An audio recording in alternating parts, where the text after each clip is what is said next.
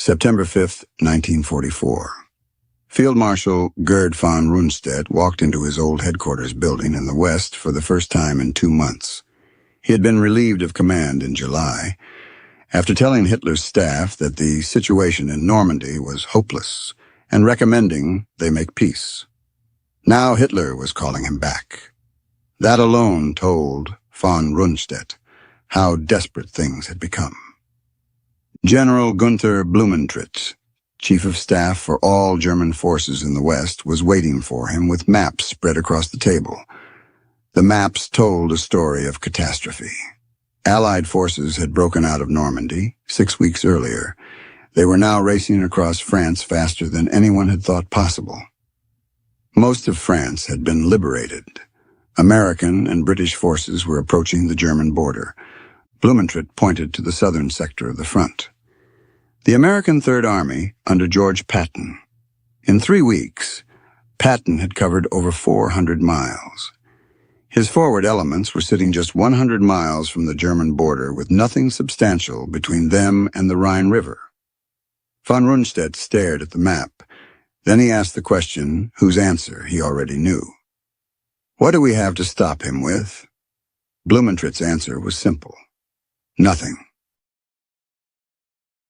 The German military situation in early September 1944 was desperate beyond anything most people understand.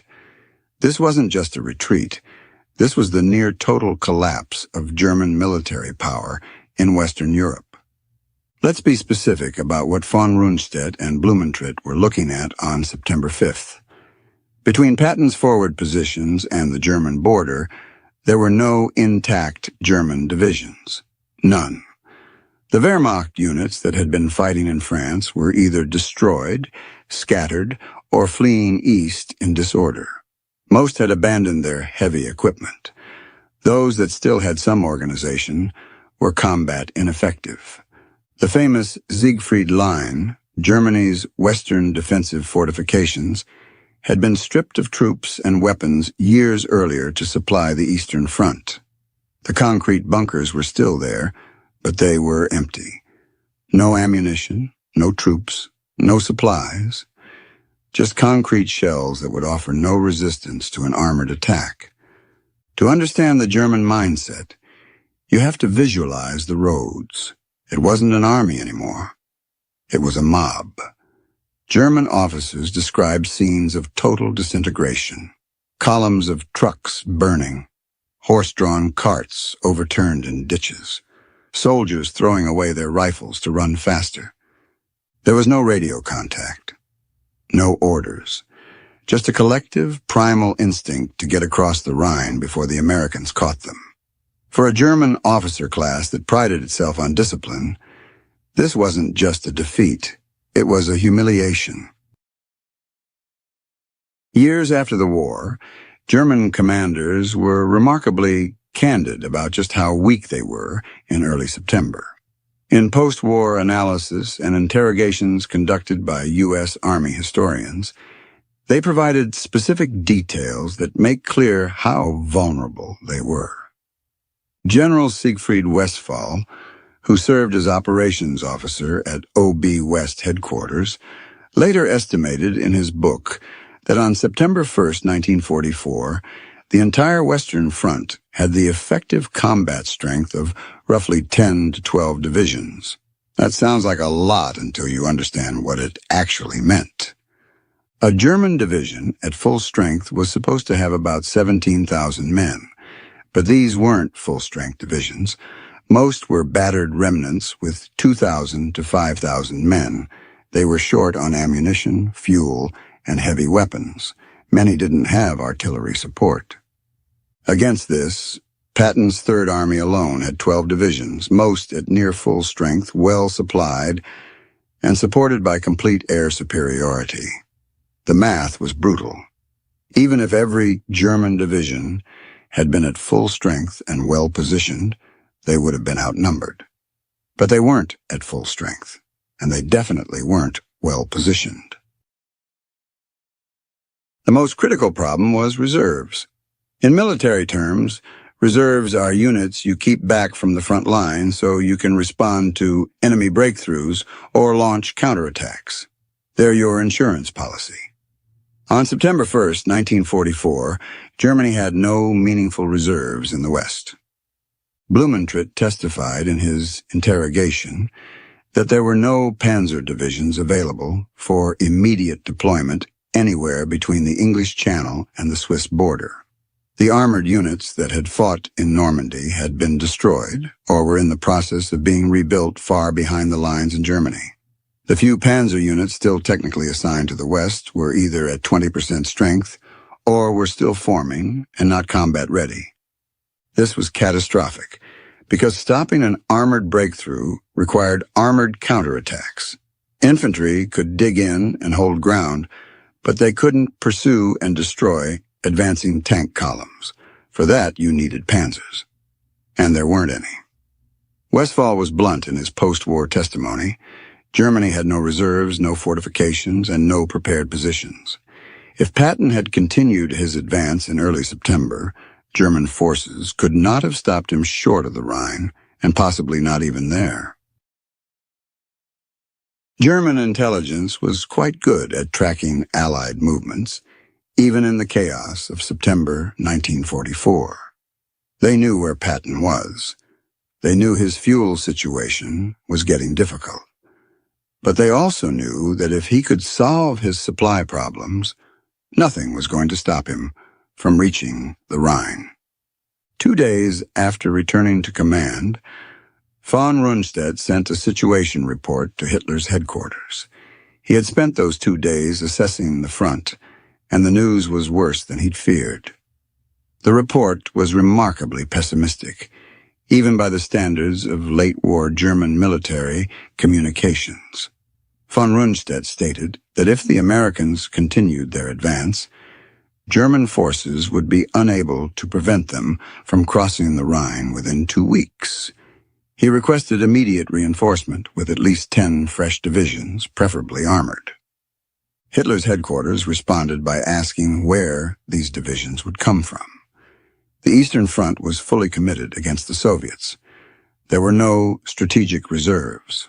Von Rundstedt was told to do the best he could with what he had. That wasn't much.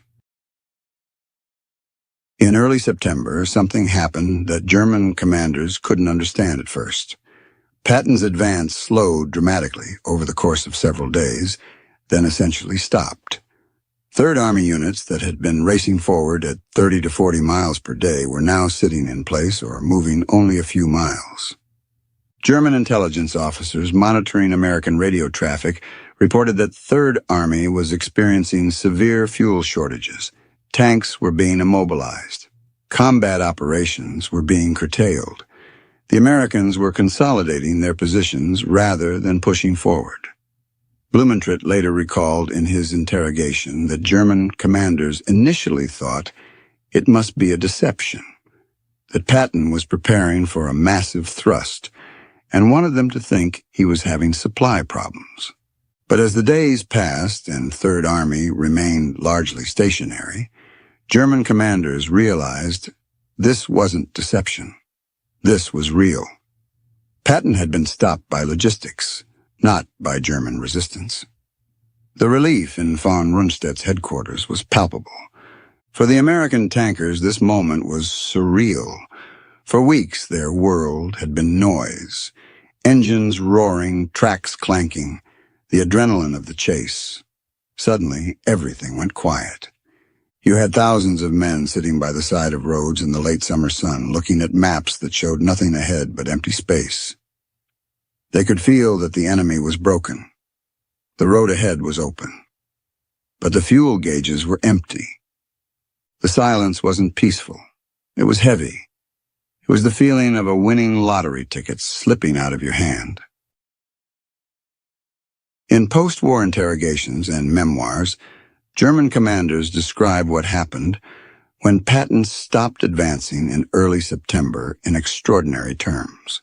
They used language suggesting they viewed it as miraculous. These were not religious men prone to superstition.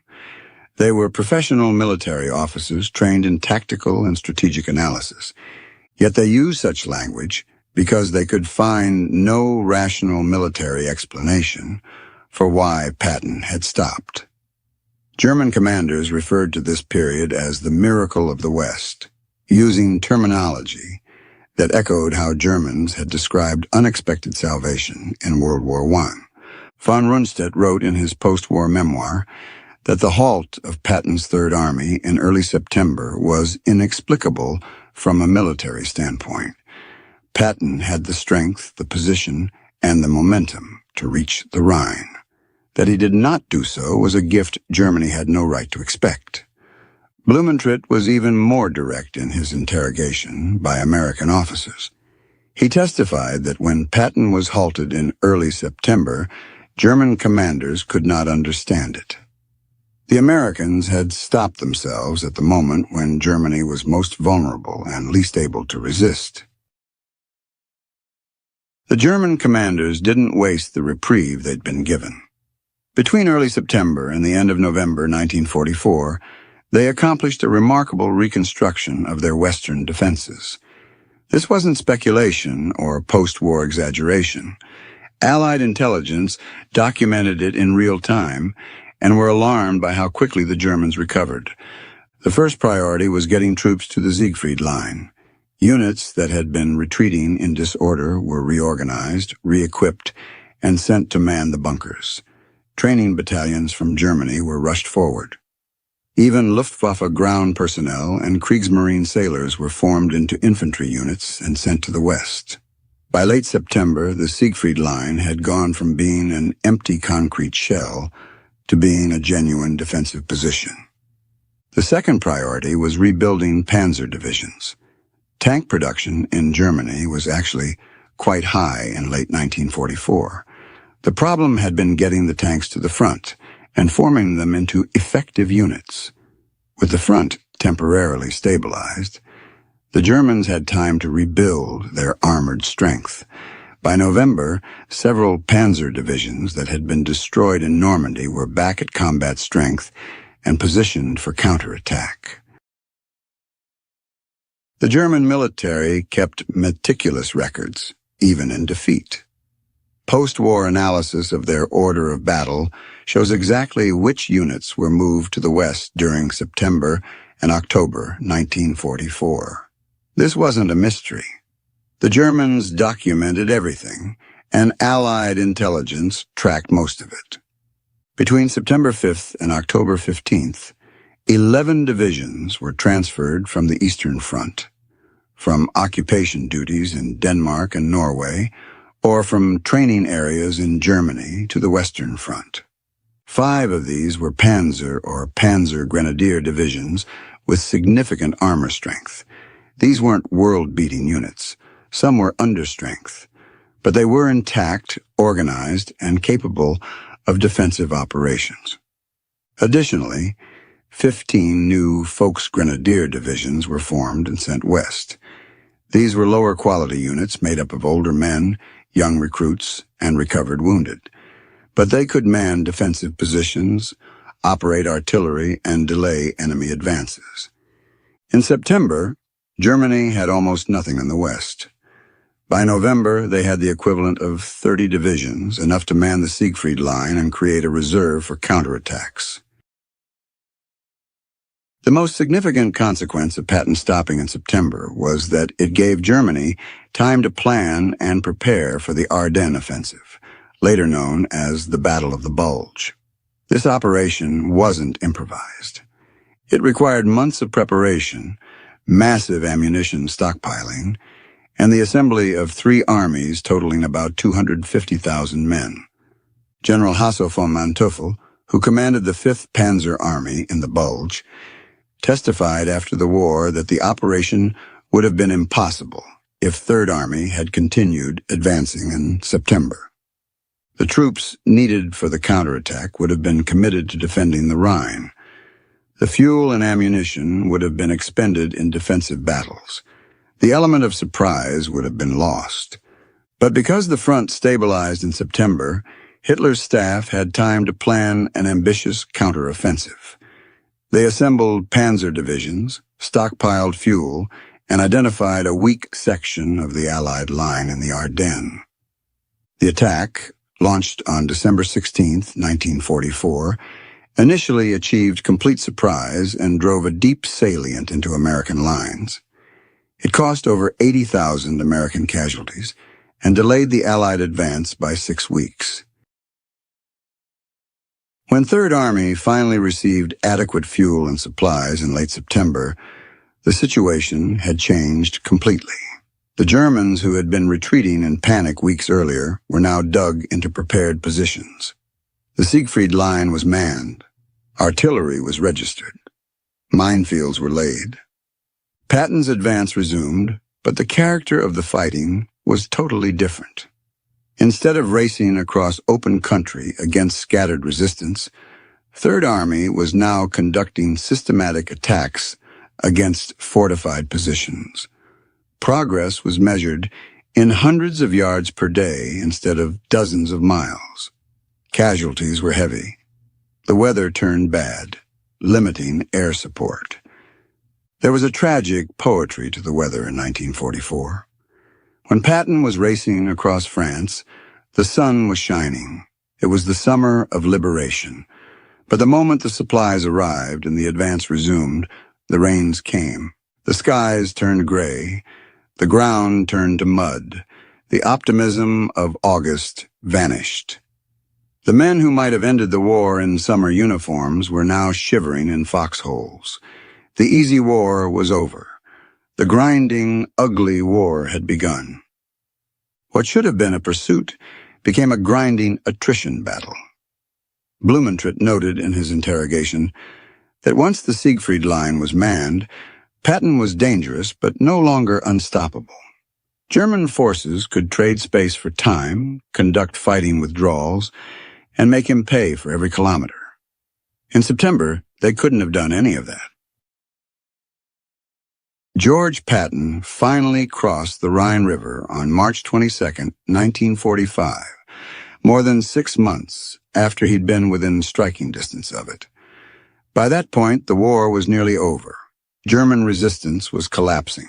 The opportunities that had existed in September were long gone. Patton knew it. In his diary entries from March 1945, he expressed frustration that the Rhine crossing had been delayed so long. He wrote that if Third Army had reached the Rhine in September 1944, German resistance would have collapsed and the war would have ended months earlier. He was probably right. The Germans certainly thought so. Westphal stated in his interrogation that if Patton had reached the Rhine in September, German forces could not have held. The psychological shock of American forces on German soil 6 months earlier would have been devastating. Combined with the Soviet advances in the East, it might have ended the war by Christmas 1944. After Germany's surrender, the U.S. Army conducted extensive interrogations of German commanders. The goal was to understand German decision-making and to learn lessons for future conflicts. These interrogations produced thousands of pages of testimony, much of it remarkably candid. The question of Patton's September halt came up repeatedly because American officers wanted to understand whether continuing the advance would have been feasible. The German answers were consistent and unambiguous. Von Rundstedt, Blumentritt, Westphal, and multiple division commanders all testified that Germany lacked the forces to stop Patton in early September. Colonel General Alfred Jodl, who had been chief of operations at Hitler's headquarters, was asked directly in interrogations whether Germany could have prevented Patton from reaching the Rhine if he'd continued his advance in early September. According to the interrogation records, Jodl stated that Germany had no reserves and the Siegfried Line was not manned. If Patton had continued, he would have reached the Rhine by mid-September at the latest. The testimony of German commanders allows us to understand what might have happened if Patton had been given the fuel to continue his advance. This isn't speculation. This is based on what the people who would have opposed him said they were capable of doing. If Third Army had reached the Rhine in mid-September, German forces would have been unable to establish a coherent defense. The Siegfried Line would have been outflanked. Panzer divisions wouldn't have had time to rebuild. The psychological impact on the German population of American forces on German soil in September rather than March would have been severe. The Battle of the Bulge would not have happened because Germany wouldn't have had the forces to attempt it. Those 80,000 American casualties could have been avoided.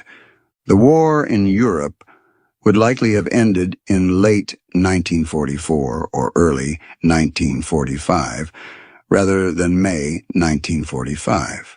Historians debate the exact timeline, but German commanders' testimony provides strong evidence that Germany's position would have been untenable. Colonel General Jodl addressed this question in his interrogation. When asked if the war could have ended in 1944 with an unbroken Allied advance, he testified that the collapse of the Western Front would have been psychologically devastating. Combined with Soviet pressure in the East, it likely would have led to German surrender by early 1945 at the latest. German military professionals drew clear lessons from the September 1944 experience. In their post-war writings and teaching at military academies, they emphasized the importance of operational tempo. When you have an enemy on the run, you don't give them time to recover. You maintain pressure until they collapse completely. Blumentritt wrote a tactical study after the war that used September 1944 as a case study in defensive recovery. He explained in detail how Germany had been on the brink of total collapse and how the American pause had allowed recovery. His analysis concluded that logistics are important, but they cannot be allowed to halt an army at the moment of decision. An army that stops to wait for supplies gives its enemy the most precious gift possible: time. This wasn't just theoretical musing. It was based on the lived experience of commanders who had been on the receiving end of an operational pause that saved them. They knew exactly how valuable that time had been. They used every day of it to rebuild defenses that otherwise wouldn't have existed. When asked years after the war to assess the significance of Patton's September halt, Blumentritt was unequivocal in his testimony and writings. He described it as the single most important event of the campaign in the West after the Normandy invasion. Patton had broken the back of German resistance. They were in headlong retreat. They had no coherent defense. And then he stopped. Blumentritt's post-war analysis explained how German forces used those weeks in September and October to rebuild what had been destroyed. They brought in new divisions. They manned the Siegfried Line.